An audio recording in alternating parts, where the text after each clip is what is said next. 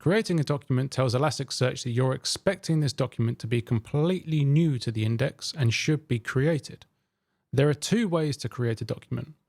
One is for when you have the ID that you want to use for the document, and one for when you don't. Every document in an index has an ID that's unique within that index. If you don't have an ID, as is the case here, Elasticsearch can create one, so let's do it that way. We specify the post verb and create the URI using the index name we want the document added to and the _doc resource. Add the document below the URI, then click the icon to send the request or hit Command Enter or Control Enter. The response code is shown in the top right. 201 created. There's also some information in the response, most of which we're not concerned with at this point, but the result is that the document was created in the index. The only important part of the response, the bit we wouldn't have known until we sent the request and got the response, is the _ID field. This is the ID that Elasticsearch has created for our document. You can send this same request over and over again, and Elasticsearch will index a new copy of the document every time, creating a new unique ID for each of them. Different ID, different document. To create a document using your own ID, you post to the _create resource, adding the document ID to the end of the URI.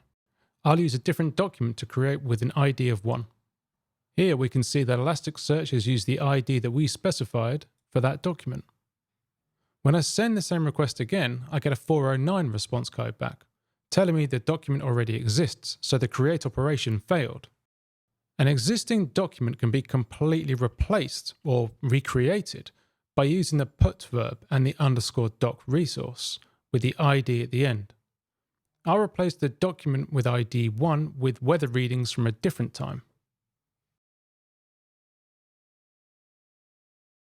The response code here is 200 with a result of updated.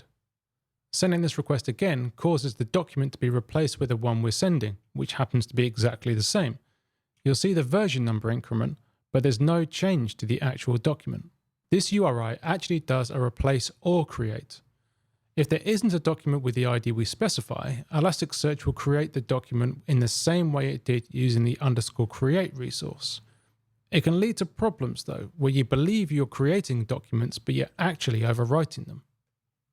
If you want to use the _doc resource to create documents, you can be completely clear about this with Elasticsearch by including op_type equals create in the query string. The response code would be 201 if the document didn't exist already, so was created, or 409 if one did exist and the create failed. Now we've got some documents in the index, let's have a look at how we can read them back.